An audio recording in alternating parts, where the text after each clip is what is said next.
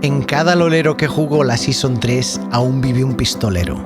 Nadie la olvida porque fue la mejor de la historia. Cualquiera podía carrilear, nadie sabía jugar. Y ahora vuelve. En 2013 el LoL había dejado de ser un secreto y había explotado. Lo escuchabas en la facultad, en el gimnasio, en el autobús. Cualquiera que te cruzases por la calle podía ser tu próximo enemigo en la grieta. Pensamientos paranoicos que solo existían porque te pasabas el día entero pensando en el LoL. Al llegar a casa y sentir el sol de justicia que la pantalla de carga proyectaba en la oscuridad de tu cuarto, tenías mayores preocupaciones. Cualquier campeón enemigo podía reventar la partida. Ganar 1 contra 9 era la norma, no la excepción. Sabías que tendrías que ser el monstruo del lobby si querías mejorar tu elo, pero antes tendrías que ganar una pequeña Battle Royale de tecleo, porque el rol lo decidía quien escribía más rápido. Solo los auténticos pistoleros podían jugar medio. Si llegabas tarde, eras support y te esperaba una travesía por el desierto. La competición empezaba antes que la partida y era contra tu propio equipo.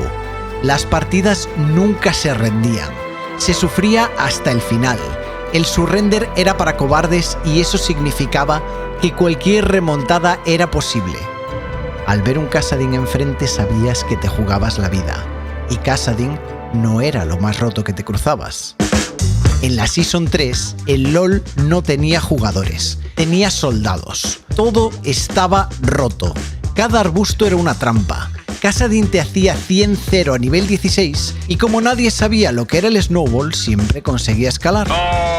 Las lanzas de Nidalee tenían hitbox como autobuses y una fuerza similar. Evelynn tenía una W que la hacía completamente invisible desde el nivel 1. Era la Season de los asesinos.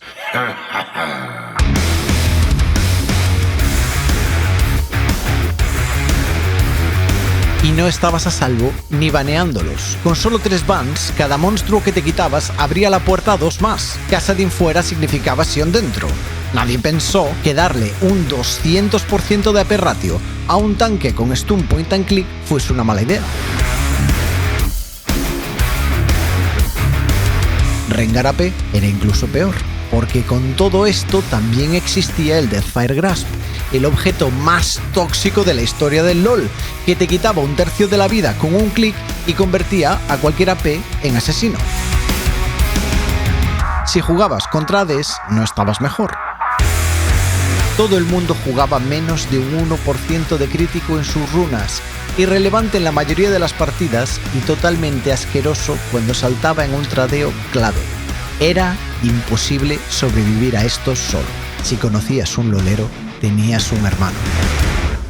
La Season 3 era un infierno, pero era nuestro infierno.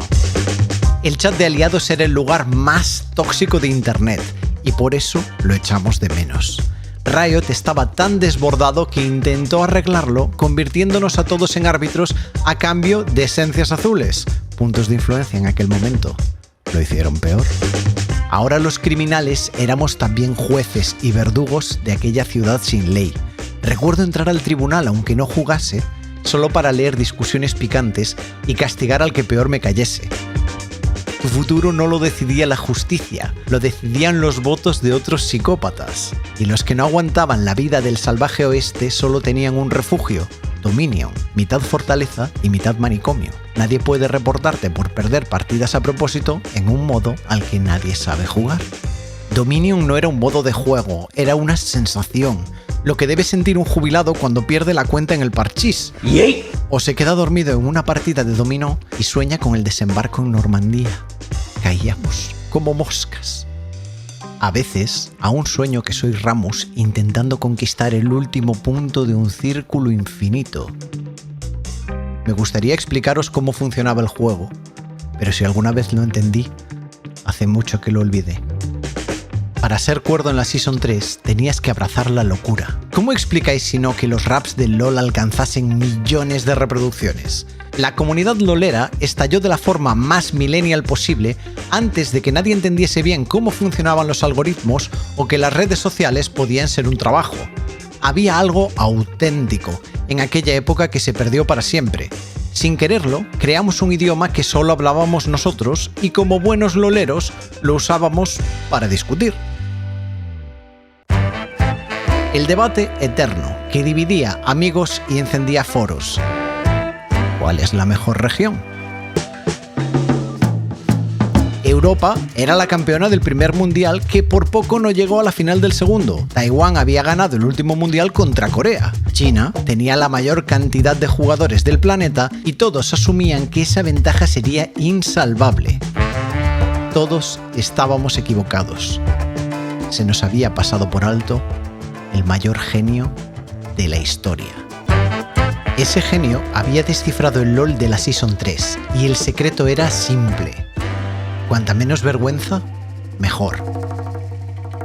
Sabemos que una runa de crítico convertía todos los matchups de AD en una apuesta, pero las auténticas apuestas se hacían al meter el morro en cualquier arbusto. Si las líneas eran una ruleta, la jungla era puro póker. El Garen menos esquizofrénico que te cruzabas podía pasarse 3 minutos sin tocar una oleada paseando de arbusto en arbusto. Kassadin, Rengar, Sion AP.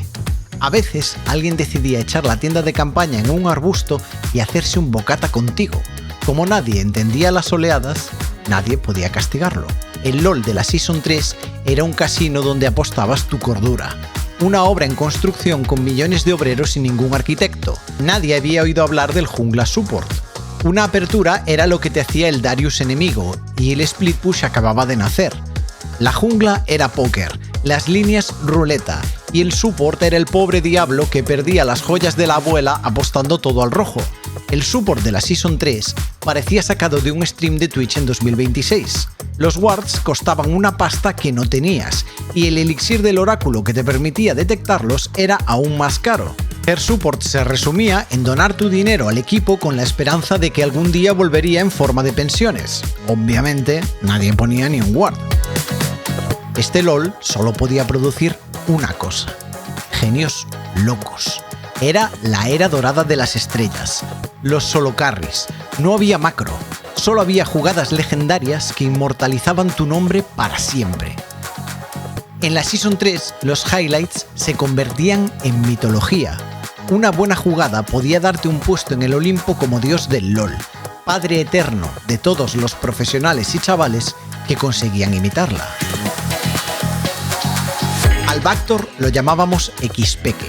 Con una única jugada, Peke abandonó su mortalidad y marcó para siempre la cultura europea de que ninguna partida se pierde hasta que cae el nexo, a pesar de que a veces en partida te salgan franceses.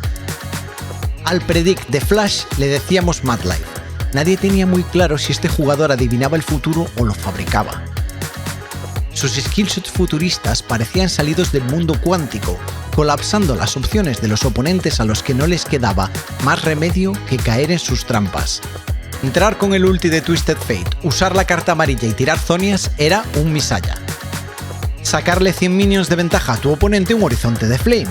Si tirabas el limpiar en el momento perfecto para que no te afectase el CC, eras Captain Jack. Lo único que los nuevos conoceréis es el INS. Cuando un Lee Sin usa el ward para saltar detrás de un oponente y patearlo hacia su propio equipo. Porque hoy ya nadie recuerda a aquellos dioses. El Olimpo está vacío. Los antiguos dioses son dinosaurios olvidados, asfixiados bajo la sombra proyectada por el dios verdadero. Bajando del cielo y aterrizando con un cataclismo, hizo del resto de nosotros simples mortales. En 2013 apareció Faker.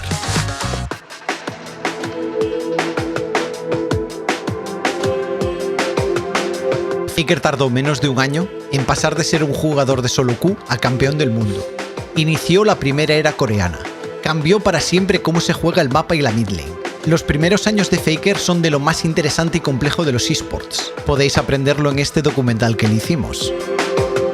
Faker llegó al LoL en un momento clave, cuando Corea no era nada en el LoL y algunos de los mejores jugadores del mundo pensaban que los coreanos serían eternos perdedores. Redefinió el LoL aplastando al que para muchos es el segundo mejor jugador de la historia. El último y mayor dios del Olimpo, la superestrella de ADC, Uzi, terror y ejemplo del resto de tiradores del mundo. A día de hoy, para el propio Faker, el mejor jugador de la historia de la LPL.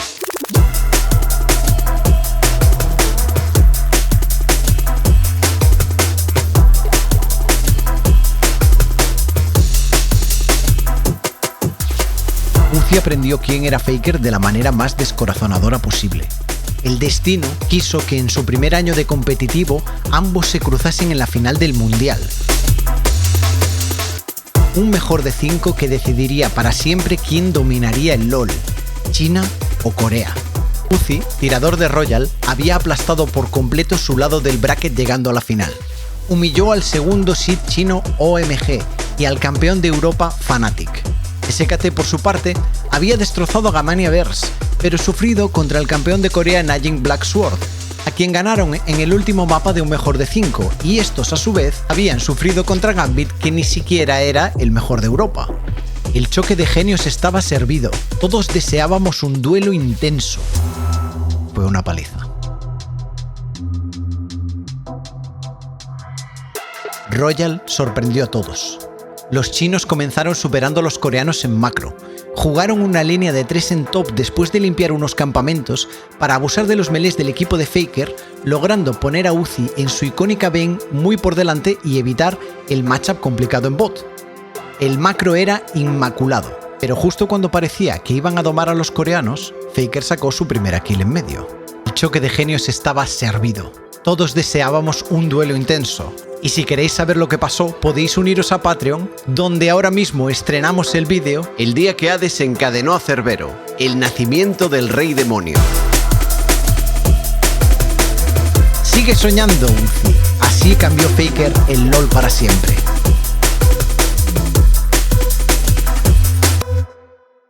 Aún no éramos conscientes, pero con la llegada de la primera era coreana, después de la victoria de Faker en esta final, llegaba también el fin de algo irrepetible. Se acercaba el nuevo LoL y traía una era de gafas, de guardeos, de bugs, más elegante, pero también más domesticado. En cada lolero que jugó la Season 3, aún vive un pistolero, que recuerda una época donde el LoL era más grande que las normas. Todos conocéis mi amor por el LoL de gafas, el buen macro, la estrategia perfecta. Creé mi Patreon para que lo pudiésemos disfrutar todos juntos, pero aquel LoL tenía la belleza de lo salvaje. Todo era corazón, reacción, inventiva ridícula que se movía demasiado rápido para que el equipo de balance pudiese mantenerse al día. Cuanto más para monos era una idea, más probable era su éxito. Los que crecimos en esa época nunca la olvidaremos. Es la verdadera esencia del LoL. Caos y tilteo, leyendas olvidadas, jugadas locas, el último estallido de una era en la que el individuo era más que el colectivo. Así que la próxima vez que un jungla se pase 2 minutos campeando un arbusto y te mate, no te tiltees. Cuando pierdas una partida contra una build asquerosa, no te tiltees. Cuando un Doctor Mundo te divee durante 20 segundos y no se muera, no te tiltees. Si una rata se cuela a tirarte el nexo mientras tú te haces el objetivo que tiene sentido, no te tiltees.